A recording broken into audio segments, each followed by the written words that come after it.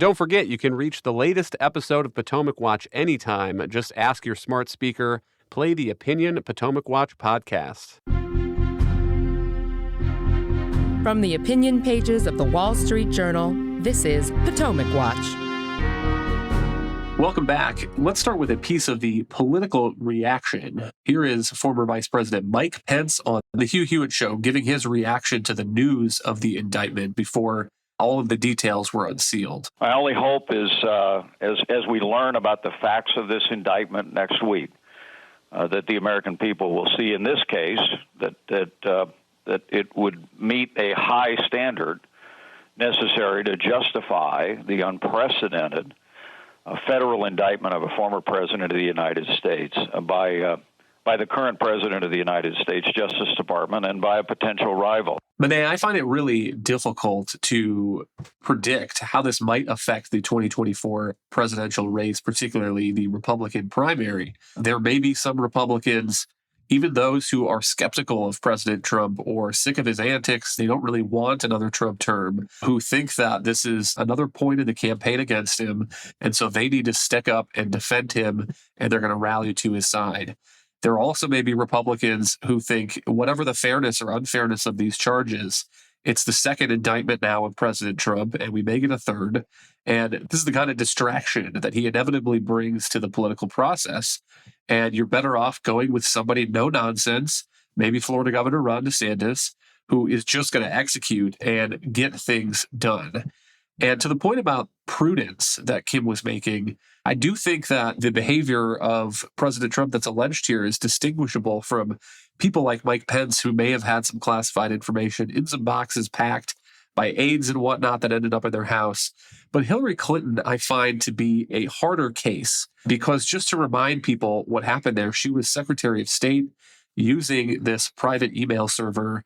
And in the 2016 remarks where then FBI Director James Comey exonerated her basically and said she was free and clear because this is not the kind of thing that a reasonable prosecutor would go after. He also said that she and her colleagues were extremely careless in their handling of very sensitive, highly classified information. And according to his analysis at that time, there were 113 emails in that 30,000 and change, some of which she turned over, some of which were lost or deleted, and the FBI recovered on its own. 113 emails in there that included classified information when they were sent or received, and 8 of them top secret.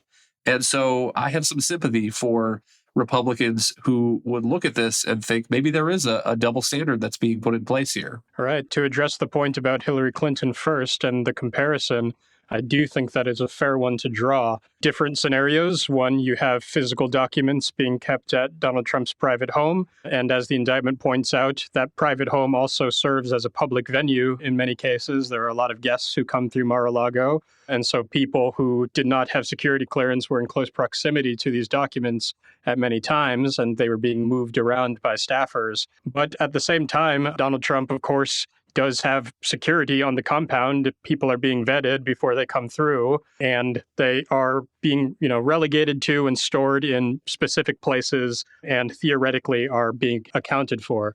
In the case of Hillary Clinton, she was storing information on these private servers, and those theoretically are open to a data breach that would actually be much more difficult to detect. I presume that they had some kinds of safety protocols in place, but everyone knows these things aren't airtight, and a good hacker or a good sleuth or anyone who might have had access to those servers would theoretically have been able to pilfer that data. So you can say that Hillary Clinton was just as reckless with that classified information as Donald Trump was, only in a different way. But to the point that you raised first about the political reaction to the indictment, among Republicans, it is a continuation of the same thing that we've seen during Trump's entire post-presidency legal troubles, in the sense that all of his rivals really do think that it's politically prudent to rally to his defense.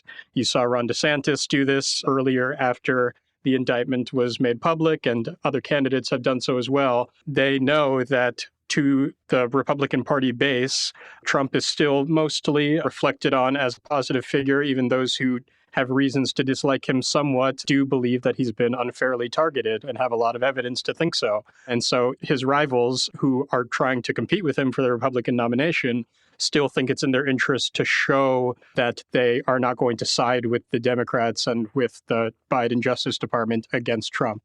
The unfortunate thing is that doing so prevents them from making the case about how reckless Trump was with his handling of the documents, which should be objectively recognized even by people who are sympathetic to Trump, that in some way he did bring this problem upon himself in his mishandling of those documents. I'll be waiting to see whether any of the candidates do try to make that case and try to point out that Trump's legal problems are of his own creation and are a distraction that's going to hurt the Republican Party. But it will be very hard to do and will take a lot of political finesse because, again, they don't want to be seen as siding with the Democrats against President Trump. Kim, we'll give you the last word, but on this prudence point, I do think it's possible to read this indictment and think that if this alleged behavior is true, that it's a big problem and potentially disqualifying. If that's how you want to cast your vote in 2024, either the general election or the primaries. On the other hand, I do think it's possible to think that and also worry about the road that this indictment is taking us down. And that doesn't mean that anybody is above the law. You can imagine a former president or a presidential candidate who does something so clear and egregious that they really do need to be indicted and charged and put on trial for it. If a presidential candidate did, in fact, shoot someone on Fifth Avenue, I don't think that the justice system would take that lightly. But here we have a situation where the FBI has already raided Mar-a-Lago and presumably taken all this classified information back into government custody. The special counsel could have issued a report explaining the recklessness in whatever terms he thought were justified, and then send it to the voters and let the voters have the final say on whether this is somebody they want to send back to the Oval Office or not. Yeah, we've just had far too much use of the word unprecedented in Washington in recent years, and it's extremely disturbing. Again, just to point out, we have this situation with the Democratic White House, Democratic Department of Justice, now prosecuting a former Republican president who is at the moment the lead contender to be the opponent of Joe Biden in the next election. And the first ever staff of the Department of Justice raiding a former president's home, bringing charges against a former president. And as we know in Washington, once you go down this road, okay, it's very hard to ever raise the bar again. It just goes lower. I mean, this is why you have Republicans at the moment already talking lightly and all the time about impeaching Joe Biden. Why? Because Democrats impeached Donald Trump. And these are supposed to be tools that are managed responsibly, especially in light of the fact that you never want your Department of Justice to be viewed by half of the country as acting for political purposes. If you're going to bring an indictment, it needs to be something that is so overwhelming, so clear-cut, that it convinces the vast majority of the public of the need for the action.